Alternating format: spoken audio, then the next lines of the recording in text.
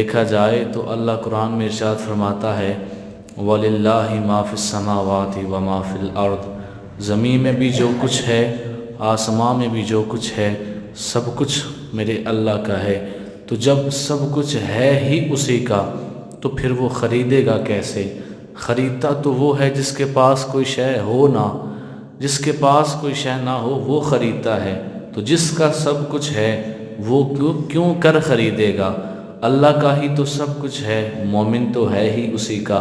تو پھر بھی وہ فرماتا ہے ان اللہ اشتری، بے شک اللہ نے خرید لیا من المؤمنین، مومنین سے، انفسہم و اموالہم بان لہم الجنہ، ان کی جانوں کو خرید لیا، ان کے مالوں کو خرید لیا، بدلے میں ان کو جنت عطا کر دی۔ اللہ کریم یہ الفاظ بول کر مومنین کی جانوں کی عظمت ظاہر فرما رہا ہے کہ مومن کی جان اتنی عظمت والی ہے کہ اللہ کریم بھی اس کا خریدار بن کے قرآن میں باتیں کر رہا ہے۔ حالانکہ خریدے تو وہ جس کی کوئی شے ہو نہ، تو جس کا سب کچھ ہے وہ کیوں خریدے گا؟ وہ اس کی عظمت ظاہر فرما رہا ہے۔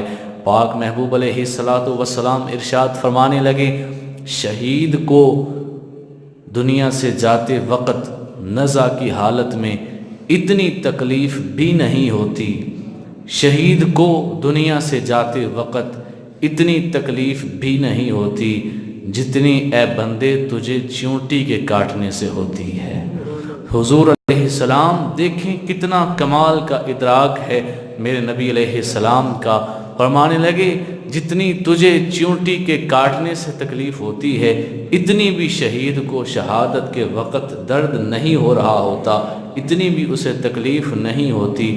حالات حاضرہ کے لحاظ سے اگر ہم دیکھیں تو ہماری فوج ہر وقت جہاد کے لیے تیار کھڑی ہے۔ ہم خود ایک مسلمان قوم جہاد کو بہت زیادہ پسند اور اس کے لیے اپنا سب کچھ وارنے والے ہیں، لیکن اگر ہم اس طرف غور کریں اقوام متحدہ جو لفظ ہے یہ اسلام کے ہی خلاف ہے۔ میری باتیں چند آپ کو کڑوی بھی لگیں گی کیونکہ اسلام کے اندر کبھی بھی اسلام کے اندر ایسا نہیں ہوا کہ حضور علیہ الصلاۃ والسلام نے کسی سے بیٹھ کے یہ معاہدہ کر لیا ہو نہ تم ہمیں چھیڑنا نہ ہم تمہیں چھیڑیں گے۔ اقوام متحدہ کا مطلب ہے ساری اقوام متحد ہو گئیں، کوئی کسی کو چھیڑے گا ہی نہیں۔ اسلام اس کا قائل نہیں، اسلام تو تلوار کا قائل ہے۔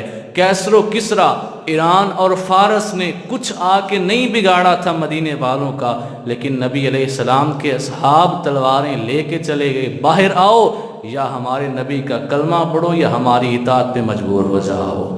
تو اسلام اس کا قائل ہے، اسلام اس بات کا قائل نہیں کہ تم خاموشی کے ساتھ کسی سے بیٹھ کے معاہدہ کر لو، اس کے بعد تمہیں کبھی لڑنے کی ضرورت ہی نہ پڑے۔ میرے نبی علیہ السلام تو فرماتے ہیں کہ جہاد قیامت تک جاری رہے گا۔ میرے نبی علیہ السلام ارشاد فرمانے لگے کہ جس بندے نے ساری زندگی کبھی دل میں آرزوئی پیدا نہ ہونے دی کہ میں جہاد کروں گا، ساری زندگی اس نے سوچا ہی نہ کہ میں جنگ کروں، میں جہاد کروں، وہ جب دنیا سے گیا تو وہ مسلمان نہیں مرا، وہ منافق مرا ہے۔ اگر مسلمان ہوتا تو اس کے دل میں کبھی تو جہاد کی آرزو آ جاتی کہ میں جہاد کروں۔ حضور علیہ الصلاۃ والسلام کی بارگاہ میں ایک دفعہ ایک صحابی عرض کرتے ہیں یا رسول اللہ صلی اللہ علیہ وسلم، ایک بندہ جہاد کے میدان میں اس لیے گیا کہ میں لڑوں گا تو لوگ میری بہادری کو دیکھیں گے، کیا اس کا جہاد فی سبیل اللہ ہے؟ پھر پوچھا ایک بندہ میدان جہاد میں اس لیے گیا کہ میں جب لڑوں گا تو لوگ مجھے نامرد نہیں کہیں گے، مرد کہیں گے کہ مرد ہے لڑ رہا ہے۔ حضور علیہ السلام سے پوچھا گیا ان میں سے فی سبیل اللہ جہاد کس کا ہے؟ میرے نبی علیہ السلام فرمانے لگے دونوں کا جہاد فی سبیل اللہ نہیں ہے، جہاد فی سبیل اللہ اس کا ہے جو میدان جہاد میں گیا، صرف یہ سوچ کر جا کر اس نے لڑائی کی میں لڑوں گا چاہے میری جان رہے یا نہ رہے، میں اللہ کے دین کا پرچم بلند کر کے واپس آؤں گا۔ جو یہ سوچ کر جائے گا، میرے نبی علیہ السلام فرمانے لگے جہاد اس کا ہے